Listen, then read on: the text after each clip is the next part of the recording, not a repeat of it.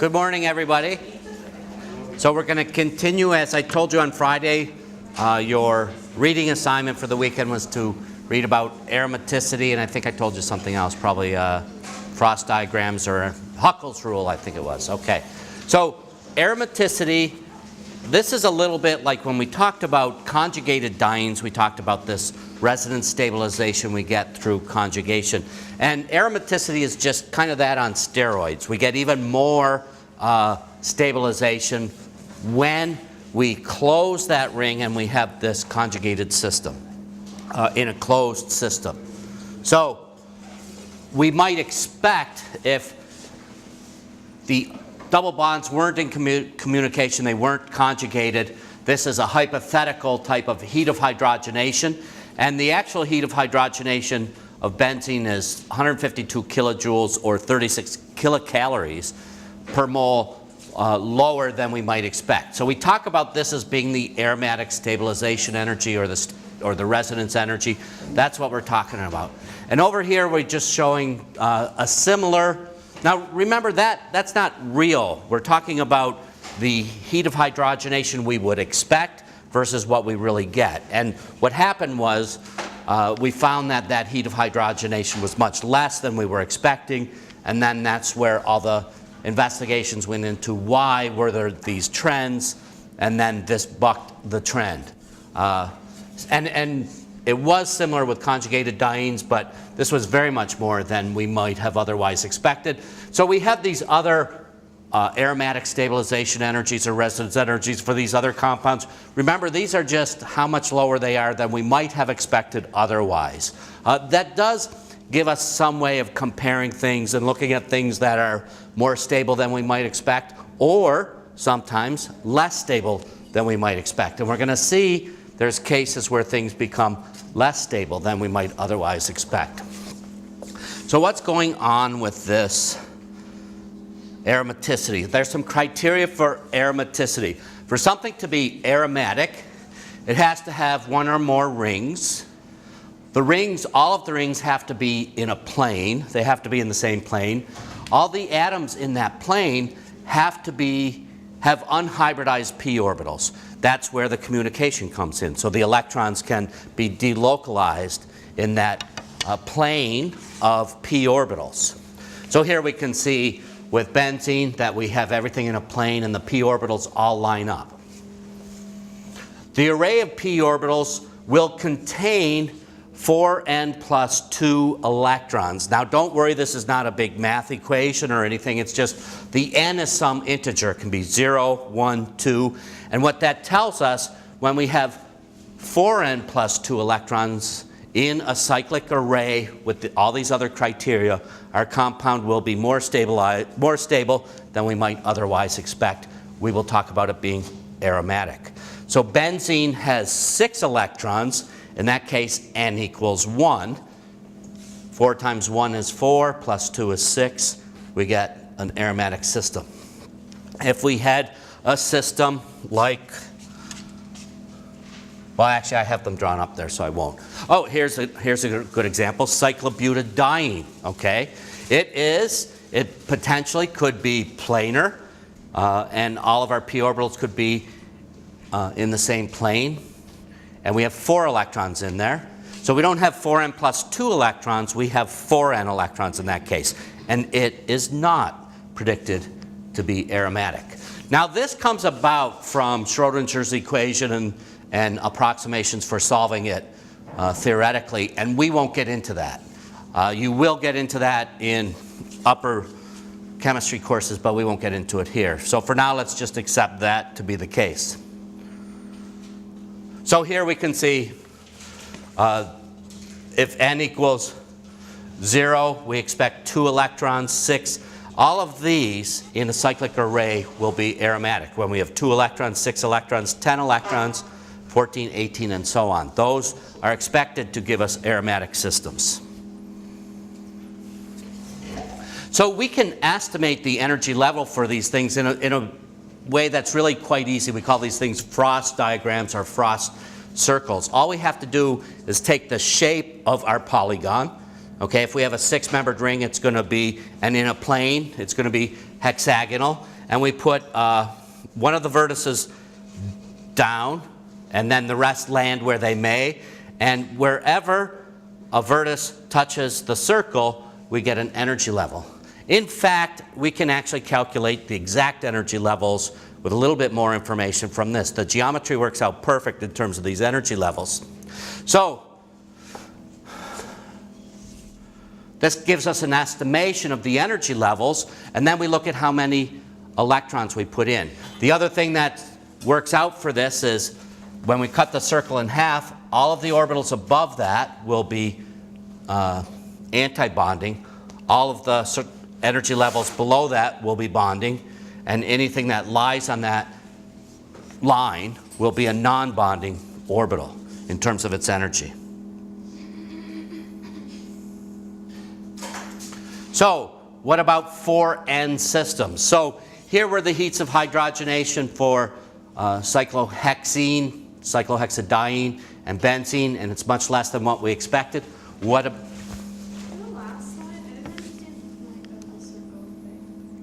it's just a way, okay, so we draw a circle.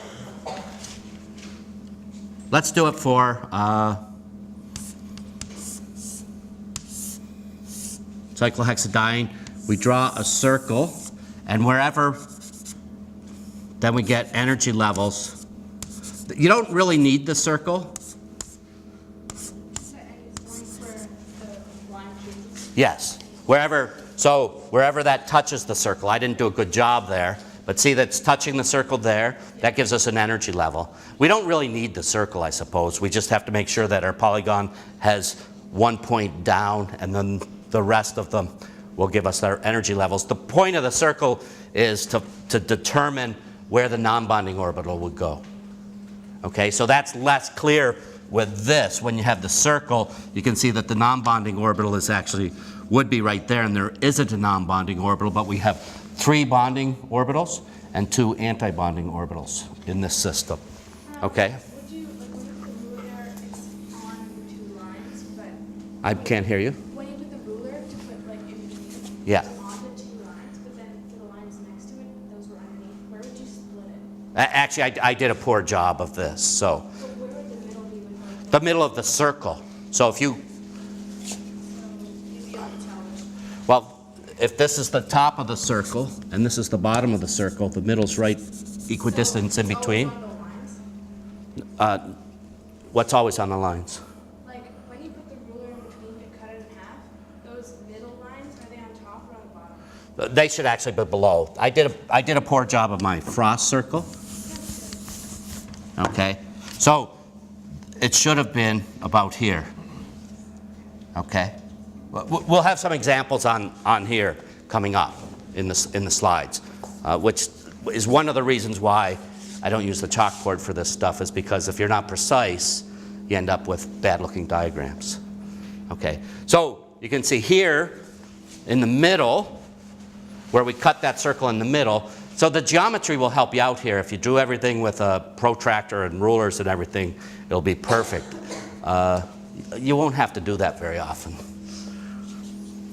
And you can really just imagine it. So everything above this dashed line will be an anti-bonding orbital. Everything below it will be a bonding orbital. And if any energy levels happen to land on that line, they will be non-bonding.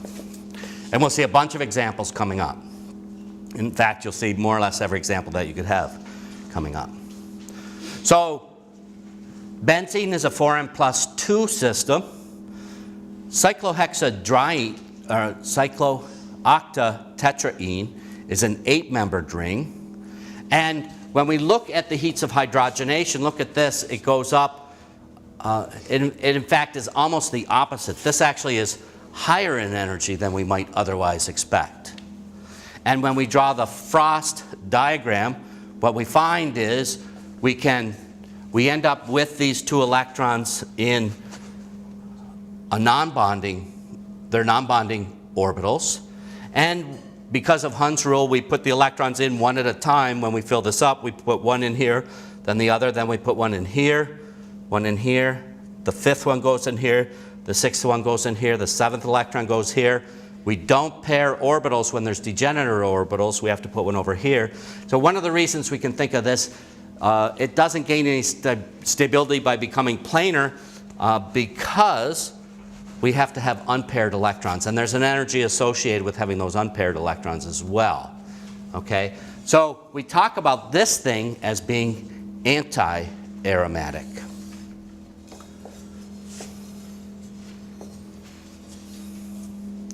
So 2 electrons are unpaired in those non-bonding orbitals. Okay?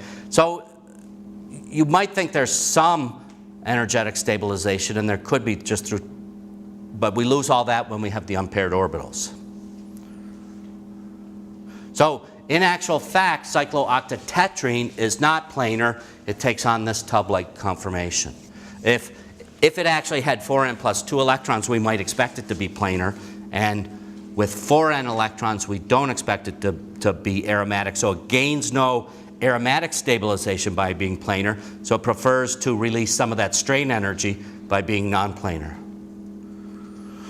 Here's a Frost diagram for cyclobutadiene, and it's kind of the same thing. What we find with cyclobutadiene, it does end up being in a planar structure, but the real structure of cyclobutadiene is better represented by having 2 long single bonds, and I've exaggerated it here, and 2 short double bonds. It's all of the bond lengths are not equal like it is in benzene. It's also anti-aromatic. Oh, I didn't know I had all this. So it actually hasn't has yet to be isolated. It may have recently been isolated at low temperatures. And by recent, I mean the last 10 or 12 years at very low temperatures. But high-level calculations do indicate that we have these short carbon-carbon double bonds and long carbon-carbon single bonds. This compound has been isolated and examined, and it fits pretty well with theory. So cyclobutadiene is highly reactive. It's hard to make because it's anti-aromatic, whereas benzene's really easy to make. Now, the other thing that makes it hard to make actually is because we're restricting our bond angles here to be 90 degrees. What do those bond angles want to be? Anybody? They're sp2 hybridized. What would the bond angles want to be? 120, that's right. So instead of 120, they're forced to be 90. So there's a lot of angle strain in that compound as well. Oops. So 4n electrons are anti-aromatic, and 4n plus 2 electrons in the system is aromatic. Annulenes, so once these theories were put out there, people start saying, hey, theory would predict certain things, and then they go about trying to make these different compounds to see if the theory predicts them. Annulenes are a good example. So it would be predicted that 14 annuline and 18 annuline would be aromatic, and that 16 annuline would be anti-aromatic. And these were eventually made. Oops. These were eventually made, and it turns out that this is aromatic. This one was difficult to make for different reasons. I'm not sure if it's been made yet. There have been derivatives of it made, shown to be aromatic. This has been made and is aromatic, and so is the 22 annuline, also been made in aromatic. This just shows the picture. Notice in this particular structure too, one of the reasons these things are tough to make is because you actually have atoms inside the ring, and there's just not enough room to make the 14 annulines with those rings in there. What happens is 2 of the hydrogens actually end up having to be puckered out, and they've made derivatives of it with those substituents there above and below the plane of the ring, and it remains aromatic. This thing has not been able to make, and that's probably because it would be anti-aromatic. So benzene is 6-annuline. This is how an annuline is just a cyclic compound of C and HN, and we name them just by calling them N-annuline. Benzene then would be 6-annuline. Cyclooctatetraene would be 8-annuline. They're completely conjugated. So now, here's an interesting question, and we haven't gotten here yet, but how would you explain the pKa difference between 1,3,5-cycloheptatriene and 1,3-cyclopentadiene? So what is this reaction? Let's take a look at cyclopentadiene. We're talking about it, it's pKa. So what we're talking about is this.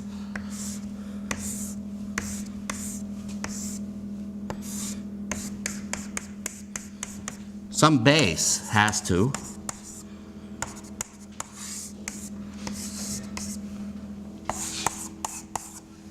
remove a proton.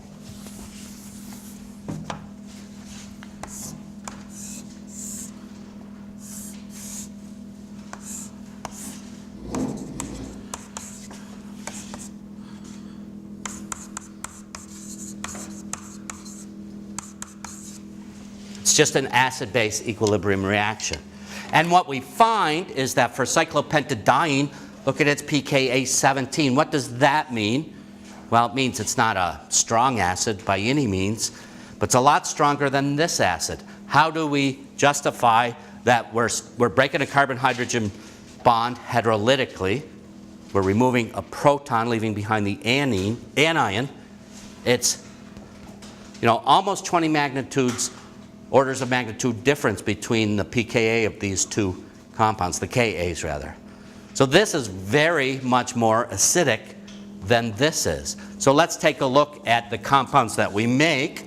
For the cyclopentadienyl anion, which is this, and here's the Frost diagram, and this is what we're talking about with this line. Okay, so now you can see that the non-bonding orbitals would be right there. There's none there, but we have 3 bonding orbitals and 2 anti-bonding orbitals. We have, if we look at this structure, we have 1, 2, 3, 4, 5, 6 pi electrons. We have 4n plus 2 electrons in our cyclic pi system, so it's aromatic, and if it's aromatic, we expect it to be more stable than we might otherwise think, and that explains the fact that the cyclopentadienyl radical, don't get me wrong, it's not something that we typically have in a bottle here. It's not that stable, but it's much more stable than we expect otherwise. And the cycloheptatrienol radical, anion, would be anti-aromatic because it would have 8 electrons. If we did the same reaction with this compound, removed a proton, we would leave behind a negative charge, and we would have 1, 2, 3, 4, 5, 6, 7, 8 electrons in that system, and it would be anti-aromatic. Hence, it's difficult to do because it makes an anti-aromatic anion. However, the cyclopentadienyl cycloheptatrienol cation, which is hard to say, so we just called it tryptilium. Okay, the tryptilium cation is aromatic and in fact is quite a stable species. If we were to think about this now, if I remove 2 electrons from this and make the cation, it would be anti-aromatic, and it's very, very difficult to make that cation. This cation is actually quite easy to make, and we can make it. It lives for short times. So remember, we're talking relatively here, right? So what we find is that we can do things that indicate that, chemically speaking, this thing has existed. We can trap it, we can do different reactions, but we can't do those same reactions with this compound because we're unable to make that cation because it's so much less stable. So when we're talking about stability, a lot of times we're talking about relative stabilities. These are still reactives, they're carbocations, they're reactive, but this is much less reactive than we might otherwise expect. So here, this is not an acid-base reaction. Here they're removing hydride, and hydride can be pulled off if you have a strong enough cation to get it off to make these things. So here we see here's our tryptilium cation. It's aromatic. As it turns out, this thing, not a very, very stable species whatsoever. but it is a lot more stable than we might otherwise expect because it's aromatic, because it would have 2 electrons. In that case, n equals 0. 4 times n equals 0 plus 2. It is a 4n plus 2 system. This is a 4n plus 2 system. This is a 4n system. Hence, it's anti-aromatic.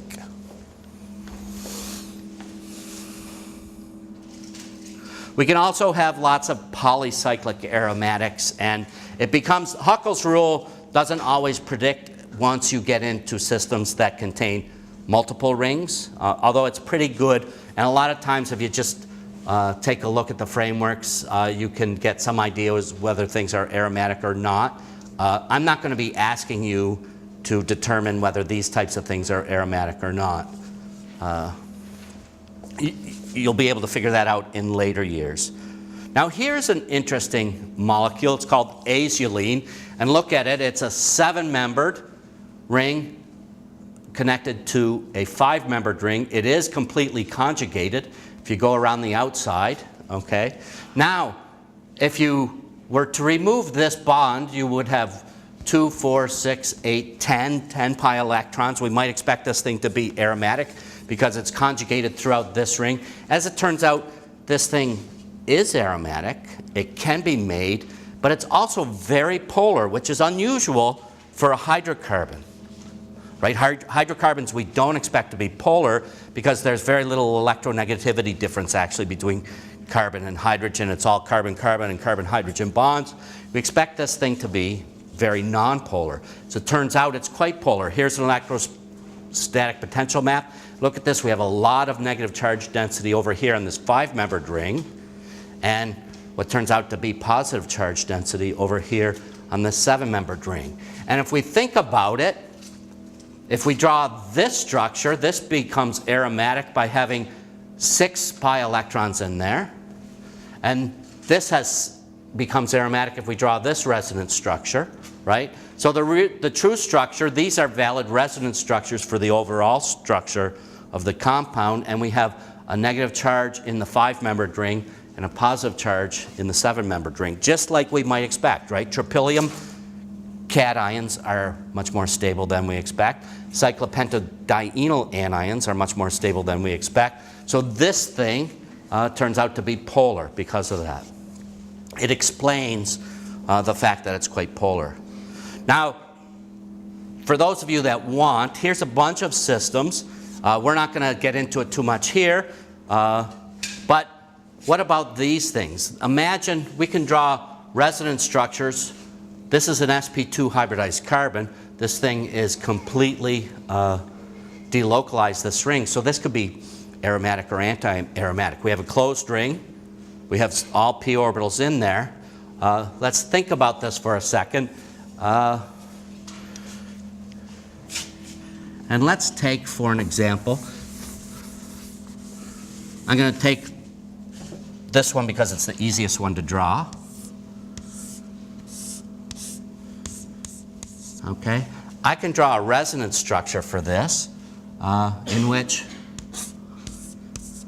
I'm going to do this. I'm going to put my electrons up there.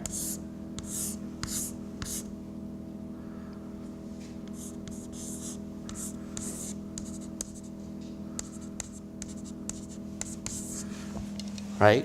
I can draw a resonance structure which has positive charge down there. Now we have a ring system with a positive charge. How many electrons are in this ring system? In the pi system alone. Don't forget there's electrons in all the sigma bonds, but we ignore those when we're talking about aromaticity and pi systems. We are only interested in the pi electrons. So there's no electrons in that empty p orbital. How many electrons are in this carbon-carbon pi bond? 2. So there's 2 electrons in here. So this thing would be aromatic. So we might expect that this compound, we're used to drawing that resonance structure to explain the polarity of the carbonyl group, right? We have the positive charge on the more electropositive atom, the negative charge on the more electronegative atom. We talk about that contributing a little bit to the overall structure for a carbonyl group. So as it turns out, this particular carbonyl compound is more polar than we might otherwise expect because of the contribution from this resonance structure, right? This is aromatic, this resonance structure. And as it turns out, this thing, if we were to draw, remember the cyclopentadienyl,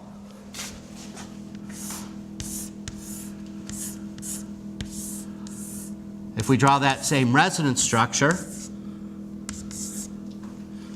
this would be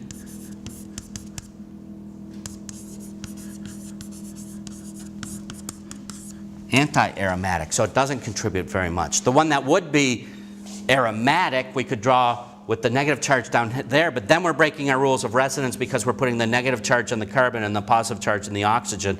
We don't like to do that if we can avoid it.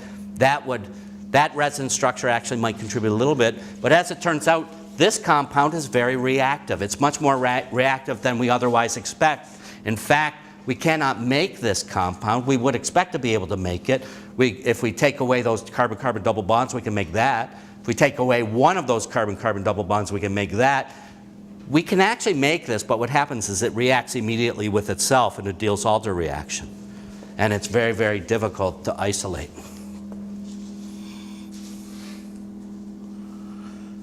Let's talk about heteroaromatics. So if we take this CH2 group out in cyclopentadiene, which is not aromatic, because it has an sp3 hybridized carbon in there, it can't be an aromatic system because we don't have a cyclic array of p orbitals. However, if we put nitrogen in there, we can now, it's favorable, or it may be favorable, for the nitrogen to share its lone electrons with the p orbital for it to become sp2 hybridized and put those lone pair of electrons in there. And if we do that, we have 1, 2, 3, 4, 5, 6 electrons in a cyclic array of p orbitals. And what we find is that pyrrole is planar and quite stable, okay? We'll see another interesting thing in just a second about pyrrole. Well, actually, we'll see it in the next slide, okay? Basicity of pyridine, pyrrole, and furan. If we take a look at pyridine, and all we've done is replaced a CH group with the nitrogen, okay? So in benzene, we have that cyclic array of p orbitals without needing that lone pair of electrons. To shove those lone pair of electrons would then there'd be 8 electrons in the pi system. There's 1, 2, 3, 4, 5, 6 electrons in that pi system just from all of the double bonds. It's aromatic, and our lone pair of electrons on the nitrogen are in an sp2-like orbital. As it turns out, pyridine is a pretty decent base. Pyrrole, on the other hand, those electrons are in the p orbital. They're not really free to form a bond with a proton because they're tied up in that pi orbital. And as it turns out, pyrrole is not a very good base. And furan actually can be a decent base because it has 2 pairs of electrons. One of the p orbitals ends up getting up into the pi system and it's aromatic. The other lone pair of electron remains in this sp2-like orbital, which can still be available to form a bond with a proton. So furan has the basicity we might expect for any ether molecule. It's not that far off. Notice I say this is a nice exam question. So when a nitrogen atom is incorporated directly into an aromatic ring, its basicity depends on the bonding context. If that lone pair of electrons is needed to be in the pi system, the nitrogen will not be basic. If the lone pair of electrons is not needed for aromatization, then it will be basic. So pyridine has a pKa of about 5.3. So the protonated pyridine, that reaction can happen even in biological systems. If you had that moiety, there's parts of biological systems that can get down to, in your stomach for instance, pyridine would be protonated. Don't go eating any pyridine, by the way, but it would get protonated in your stomach. Oops, wrong way. Pyrrole, on the other hand, remember, the stronger the acid, the weaker is its conjugate base. So this protonated acid is quite a strong acid, and that's because it easily gives up its proton because pyrrole wants to throw its electrons back in the pi system and become aromatized. So for protonated pyrrole to give up its electron, this reverse reaction would be favorable because we get re-aromatization when it loses its proton by putting those electrons into the pi system. So pyrrole is much less basic than we might otherwise predict for a nitrogen compound. So what about pyrrole versus pyrrolidine? Okay, pyrrolidine, pKa of about 11.3. Pyrrole looks a lot like it. We might expect it to be basic, and it's not. pKa of these are the pKa's of the conjugate acids, by the way, these things. This is quite a decent acid. This is a very weak acid. This is very close to being 0, which is kind of our definition of when we start talking about being strong acids, right? So it gives up its proton very easily. This one does not give up its proton very easily.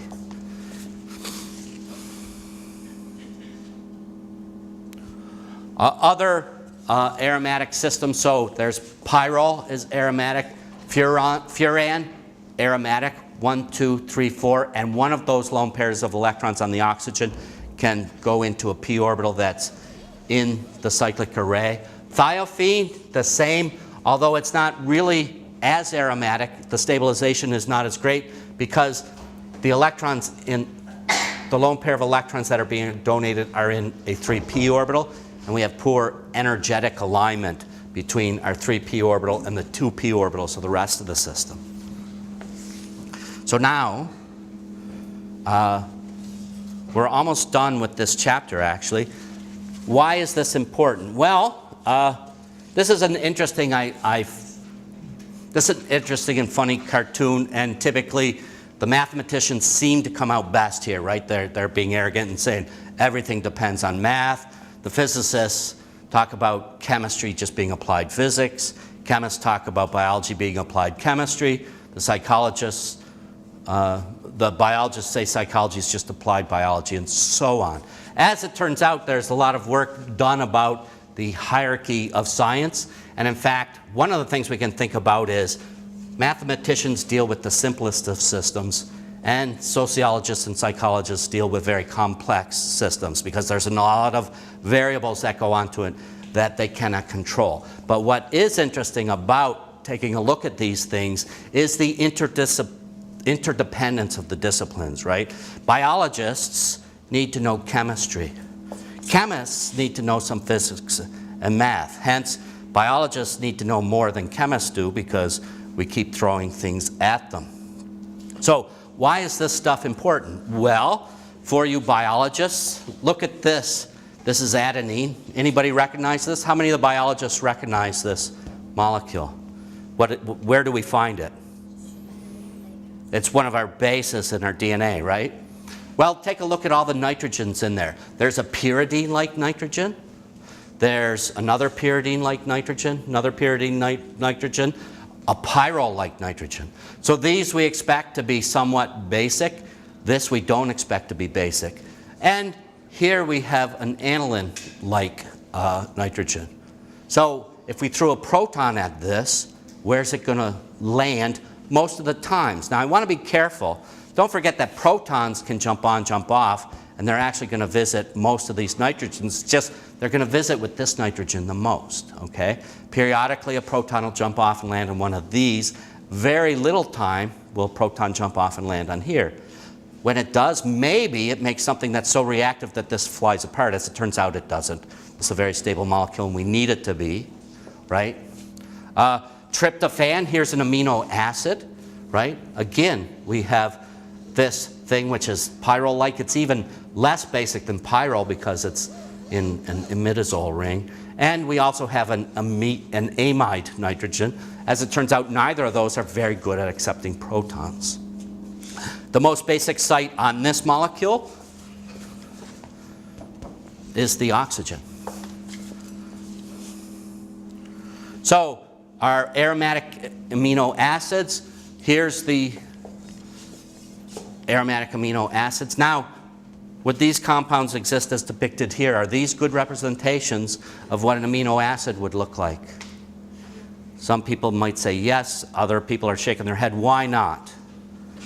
Usually exists in the resonance form, which is more charged, but this is nicer to look at. That's right, we have an acid here and a base here, and you're going to get a proton transfer. These exist in their Zwitter ionic form, typically. And I think, there we go, these are better structures, okay? Now, these are not, we want to be careful, these are not resonance structures of the others. These are actually isomers because the proton has moved, an atom has moved from the oxygen to the amino group. And we look here, it gets even more complicated. This is probably not even a particularly good structure because this nitrogen actually at physiological pH, this thing would actually exist as an overall net positive charge because it would be protonated there.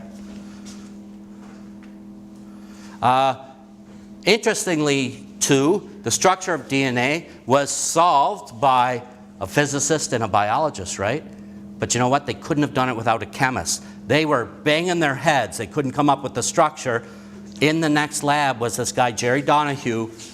They were talking about their trials and tribulations, and he looked at it and he said, oh, you're drawing the wrong structures for your bases. They wouldn't be in the enol form. They would be in the keto forms. So Watson and Crick had these and were trying to line up and figure out why everything was so stable. The minute they talked to the chemist, they're able to go back. That's when they solved the structure of DNA. Okay? When they drew the keto forms of those bases, they were able to figure out how the base pairs line up. Okay, so chemistry is important to the other disciplines. And for you pre-meds out there, I found this.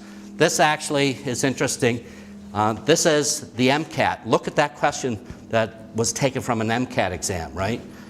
I don't know if you can read it, but it just talks about heterocycles are a very important type of amino group. One use, I can't read it, of them includes being in the base DNA. What they're talking about here is why is the basicity of these two compounds different? So if you're a pre-med and you want to write the MCAT, that's why this stuff is important, because you're going to have to be able to answer these questions. The link for this particular website is in the bottom, by the way. And if you want, you can do a bunch of MCAT exams, simulations. You have to pay for them, unfortunately. So, and I think we're done. We are done early. So we're done with chapter 14. We have a few minutes.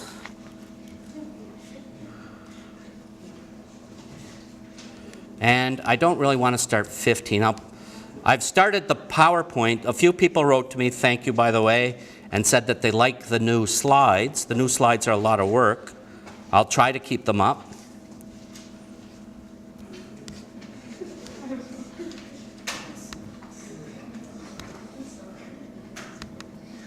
The next chapter we're going to be looking at is the chemistry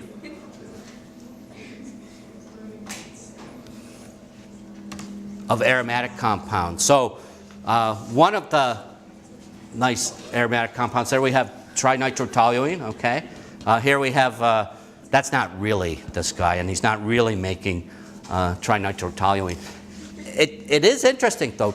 Trinitrotoluene was actually synthesized to be a dye. It's a nice yellow color, and they synthesized it to be a dye. Worst dye ever, okay, because not only can it explode, it's also extremely toxic. And that actually was discovered during the war. When they first made it, they didn't even know it was explosive. One of the reasons it's a useful explosive is it's actually quite stable, and you have to detonate it. So you can transport it, and you can make bombs quite easily. These poor ladies, they call them canary girls. They worked during the war making bombs, making trinitrotoluene, and filling up these canisters with liquid trinitrotoluene to drop somewhere else over the world. Their skin actually became yellow from working with trinitrotoluene, and a lot of them got very sick because they weren't using protection, it wasn't safe. like it is now. And you could tell the ladies that worked at the bomb factories because they would have this yellow tinge to their skin, and that's why they called them canary girls. So we're going to talk about this. I found this interesting too. I found these charts that can simplify chemistry for you. And then when I looked at them, I realized no wonder people think chemistry is hard. These are the charts we make to make things simple, right? So if you go through each of it, I suppose, but I did not find them helpful. Here's another chart, and it's kind of too bad. This is actually very good. How many people have seen these infographics? Okay, if you go to this website, they actually have a lot of great infographics. I don't particularly like how they try to simplify chemistry. I think it actually makes it look harder than it needs to be. But we're going to talk about some reactions of aromatic compounds. And remember, this is where we'll drop off, that alkenes react with bromine through an addition reaction. Aromatic compounds are unreactive towards bromine, but we can put catalysts in there and we can make it react with bromine, but it undergoes substitution. We're going to investigate why that is the case. So we still have a few minutes if anybody has any questions. The new homework assignment has been opened. The old homework assignment I extended till tonight just because I'm so nice. So